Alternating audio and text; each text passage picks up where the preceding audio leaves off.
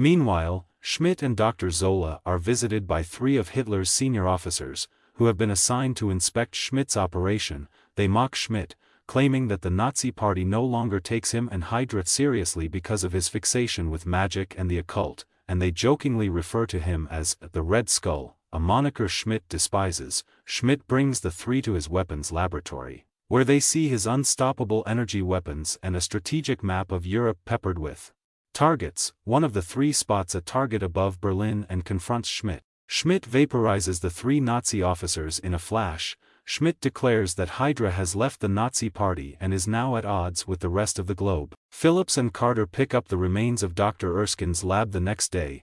Both are depressed since Erskine is the only one capable of making the serum. Steve wants to go to the front lines in Europe, but Phillips would rather have him as a lab rat than a soldier in his army. A senator approaches Steve, holding a newspaper featuring a front-page photo of Steve chasing after Heinz Kruger from the previous day's events. Steve has become an overnight superstar, and the senator has a mutually advantageous proposition. Steve joins the USO, United Service Organizations, and travels across the Midwest advocating war bonds and performing musical numbers while dressed in a shabby red, white, and blue costume and carrying a triangle-shaped shield depicting the stars and stripes. He adopts the alias, Captain America, and the program includes a theme song made especially for him, Dancing Girls, and a short scene in which he punches out Hitler. Performed by an actor, Captain America becomes an instant blockbuster.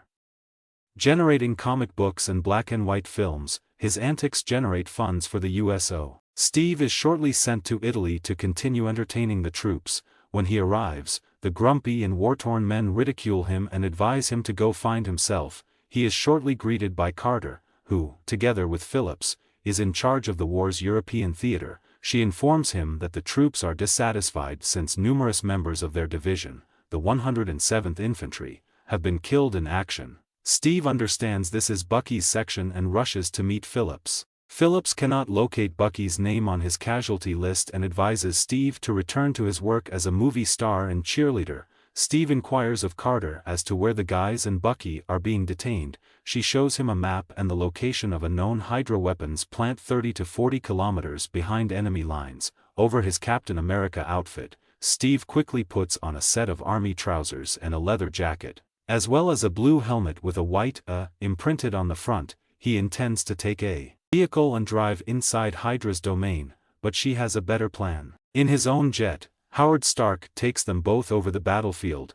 Steve suspects Stark and Carter are in a relationship and hides his affections for her. As HYDRA anti-aircraft guns fire on Stark's jet, Steve parachutes in, while the other 2 flee to safety. Steve sneaks into the HYDRA stronghold, slaying multiple guards in the process. Inside, Schmidt and Zola are creating enough weaponry to destroy every capital on the planet. Steve makes his way to the holding cells, where he sees hundreds of 107th inmates. He sets the guys free and instructs them to make a messy escape. The captives, led by the Howling Commandos, defeat their keepers, take firearms and tanks, and flee the facility, destroying most of it. Schmidt observes Steve through CCTV and instantly concludes that he is Erskine's guy. He rapidly detonates multiple explosive charges, leveling the base. Steve makes his way through the building and comes upon Bucky, who is bound to an operation table and clearly tormented. Steve also discovers a large tactical map on the wall,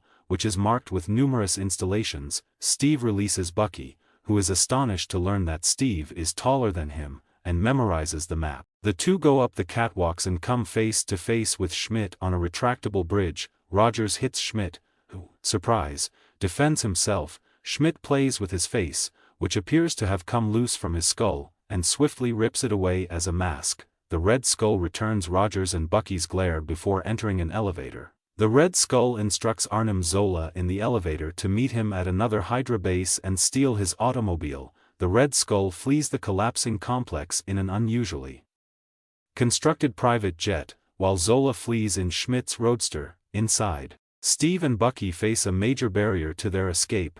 Bucky traverses a shaky, buckling support beam and makes it to safety just as the beam falls into the inferno below. Steve, having no other choice, backs up as far as he can and leaps across the blazing gap. Back at the 107th base camp, Phillips drafts a note to his typist about Rogers' disappearance the night before and likely death during the combat.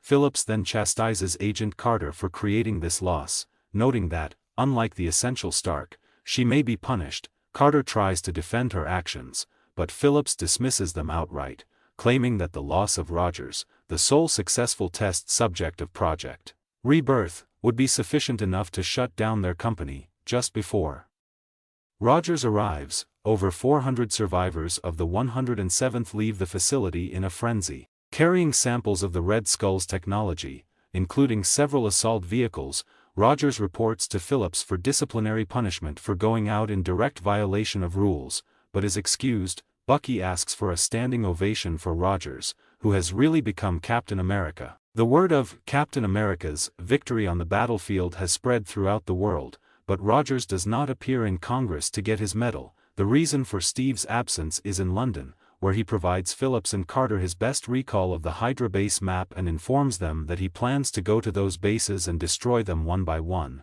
and that he desires to organize a squad of soldiers from those he rescued in Italy. In a pub, Steve encounters the Howling Commandos, who excitedly embrace his offer. All of the males are taken aback when Peggy walks in wearing a form-fitting cocktail dress. She ignores all the males, including Bucky, and flirts with Steve, saying she'd love to dance with him someday. The following day, Steve is called to the Brooklyn bunker to meet with Phillips and Stark. A gorgeous female cop approaches Steve and expresses her gratitude for his service in the greatest way she knows how. Peggy comes in on Steve kissing the enlisted lady and rushes away in rage. Steve follows her to Stark's lab sheepishly, explaining that he gets anxious around women and asking why he should apologize if Carter and Stark are having a thing. Stark instantly dismisses the supposed romance and summons Steve to his weapons engineering lab. He observes Rogers' attachment to the triangular shield, which Steve describes as a useful tool in the field.